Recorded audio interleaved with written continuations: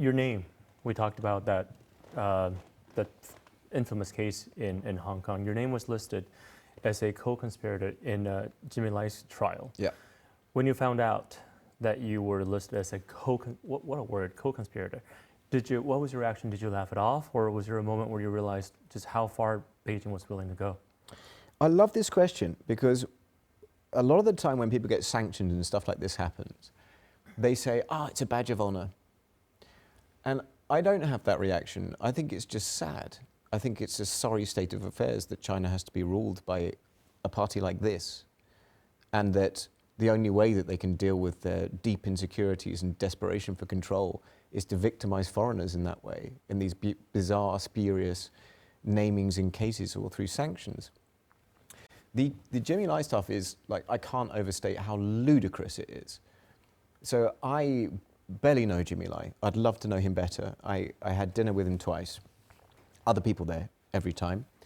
And I got his number and exchanged a few texts. And my texts were pretty much always me sending him a press release when I was like sending a press release to lots of other people saying, hey, do something with this press release.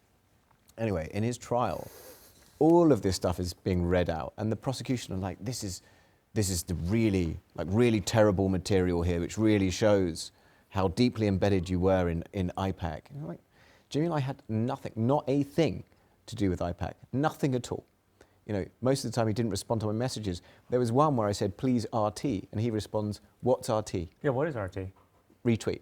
Oh, okay, I'm sorry. It's like, what's RT? And I'm like, it's retweet. And this is being read out in court. This is how completely mad the Hong Kong situation is. So there's a part of me that wants to laugh it off, and there's a part of me that wants to go like, oh, you know. Badge of honor. Badge of honor. But the reality is, it's extremely sad. You know, unless things change, Jimmy Lai will die in jail. He hasn't done anything wrong.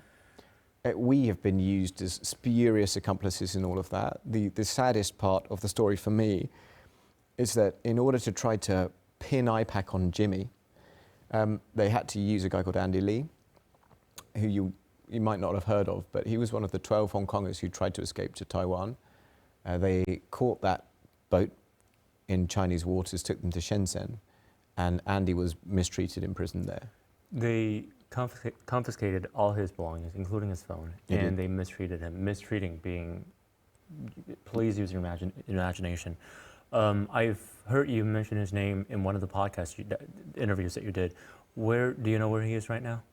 Yeah, he's in prison in Hong Kong. Mm-hmm. I find this difficult to talk about because I feel so sad for Andy. What happened to him was completely unfair and awful. You've got to imagine, like, there were some other people in that boat who may have actually done things wrong, or at least that other people would look at and understand in the context of resistance. But Andy was completely non-violent. All he ever did was try to encourage others, gave his time to everybody. He ended up, it seems, suffering worse than anybody in prison because of his association with international groups. And what they did with Andy is they tried to get him to become, well, he was a prosecution witness for Jimmy Lai. And it's just like, it's all made up. Like, so they also named my colleague, my Japan director, Shiori Kano. Shiori never ever met Jimmy Lai, ever. They also named Bill Browder. Bill Browder had never even heard of Jimmy Lai, and then gets named as a co-conspirator. Like, honestly, and it's only because Andy had copied them into an email because we were setting something up for some Japanese lawmakers. So that just shows you how ludicrous the thing is. People in Taiwan, like me, like a lot of people in Taiwan, we know not to travel. Like, we will never like go to Hong Kong like ever again, just because it's not safe.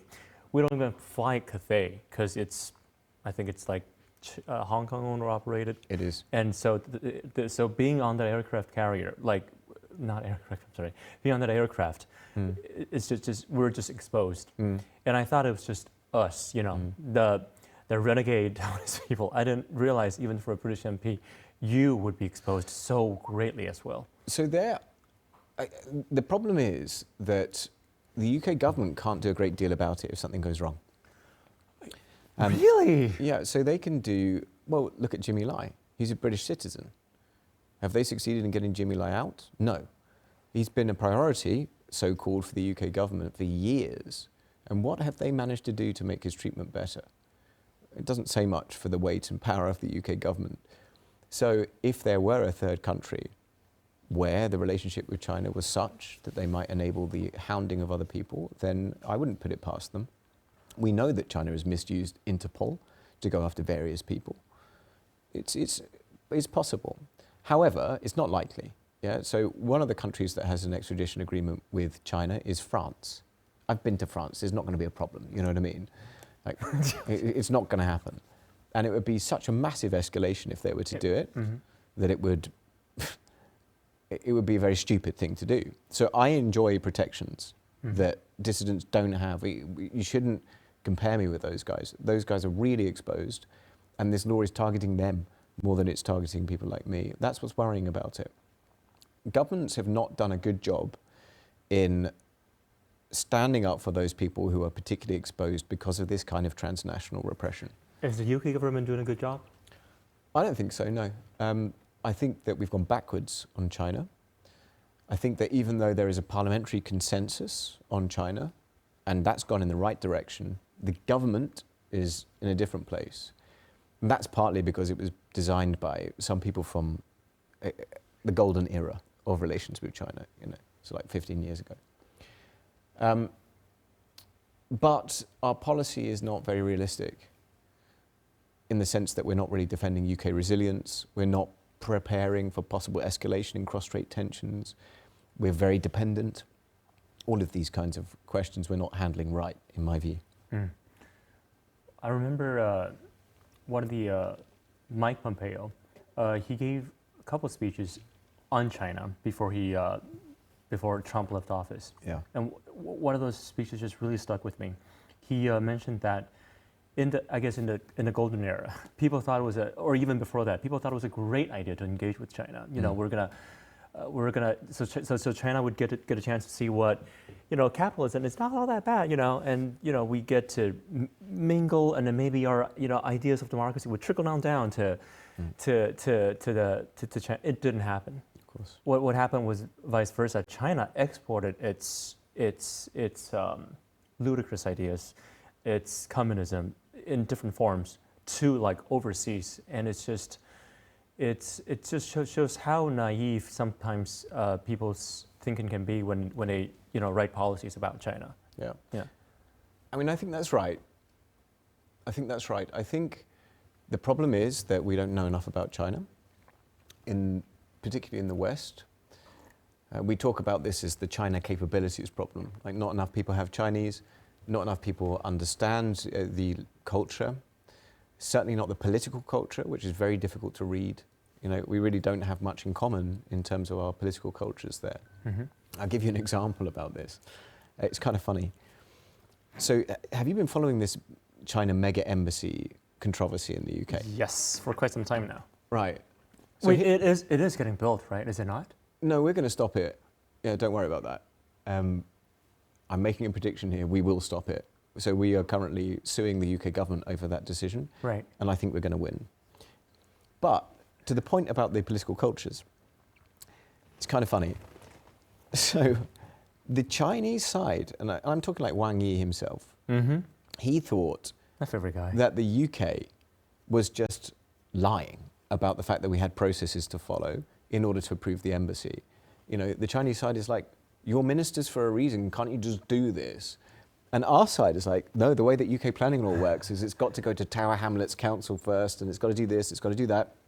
So the Chinese side was growing progressively more and more frustrated because the notion that you would have checks and balances and other processes to go through is really alien to ministerial CCP culture. Yep. Can you just make things happen? You just make things happen. That's why you're a minister, But they actually thought that we weren't telling the truth about the processes. They thought that we just wanted to lead them on a dance about this embassy for years, So it's one of the reasons that it became such a tense diplomatic issue. And so very often there's not a huge amount of read across. We don't understand. And what that leads to is really bad China policy making. the real experts who are steeped in understanding about the history and development of the Chinese Communist Party would have told you back in 2001 what was going to happen, very clearly. Taiwanese would have told you what was going to happen. But we all fell for it. We all went with it. And it was a disastrous mistake. Now that you mentioned Taiwan, and this which I don't need to explain Taiwanese political system to anyone watching. You're probably Taiwanese. Now that we're talking about Taiwan, both Taiwan's Democratic Progressive Party and Taiwan's People Party have joined IPAC. Yep. Yet Taiwan's largest opposition party, the Kuomintang, remains notably absent. When Legislative Yuan President Han Kuo-yu led a cross-party delegation to the United Kingdom, you revealed that IPAC actually made several attempts to try to arrange a meeting with him in London, but those efforts were ultimately declined. And you've also said that IPAC invited the KMT to attend its annual summit on 3 separate occasions, and never once did you receive a response. Was that all true, what I said? Pretty much, yeah. What do you think explains the Kuomintang's reluctance to engage with IPAC? So I think what I'd say, first of all, and it's important to underline this, I don't have any skin in the game here, in the sense that I don't vote for any of these people. Well, I'm not Taiwanese. I would be very open to discussions with the KMT. That's always been our position, and I've worked pretty hard in order to try to bring that about. I want to have those discussions. And the reason we want to have those discussions is that the work that IPAC is doing internationally is mainly on the basis of other countries' interests, because people are really worried about this region. But we can't do that work accurately unless we're sure that what we're doing reflects the will of the people here. Where I've really struggled with the KMT is that these guys, they just don't seem to like me very much. I wonder why. But I do wonder why. Because, so the summit's a good example. When we were organizing this summit in Taipei, quite a big deal. It was the largest group of international lawmakers that's ever come here. And I wanted to make sure that the legislative yuan was properly represented. Of course. So I started talking to the KMT, what must have been 6 months at least before it happened. They ghosted me. So then I wrote a letter to the president of the legislative yuan, Han Kuo-yu, and I said, hey, why don't you nominate a group, a cross-party group, whoever you want, I don't care, and send them to our summit. As long as your presence here is. Yeah, please go for it. No response. So then I asked the Ministry of Foreign Affairs, MOFA, invite every member of the legislative yuan to our summit. They did. Not one single response from the KMT. So the thing that really, that's one thing, but the thing that was bad was that when the summit happened, the media then came and said to the KMT, are you boycotting this? And they said we weren't invited. And all I would say about that is that... What was the response? We didn't know about this? They said we were not invited. Okay, now I have put more effort into inviting the KMT than any other political party in the world, right? It wasn't correct, it wasn't accurate. So I found myself looking at that and thinking, okay, my struggle in doing this work is that I need to be able to speak to people candidly and honestly about challenges that we all face. That's my job, basically. If people are not going to be honest to me, I've got a real problem. I'm wanting to be able to talk to these guys. I don't care if they disagree with me or even disagree with IPAC. I don't even determine the whole of IPAC's policy. It's a consensus thing. But my network comprises the politicians who are most active on Taiwan around the world.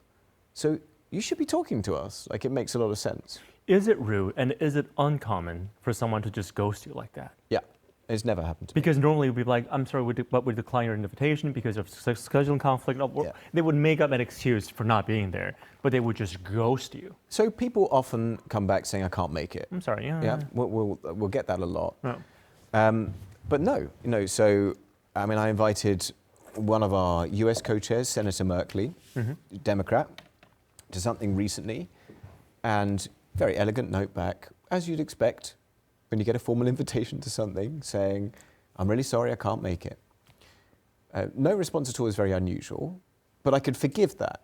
The thing that I find difficult is saying, then you were not invited, because that's just false. That's just lying, I'm sorry. Well, and I want to be careful, because I don't want to throw around insults at people, but at the same time, I do think that, you know, your listeners have a right to know. There is an international network which is kind of like slogging it out to do what it can to help Taiwan. It's really working away. And I've never been treated like that by any other political party in the world. Never.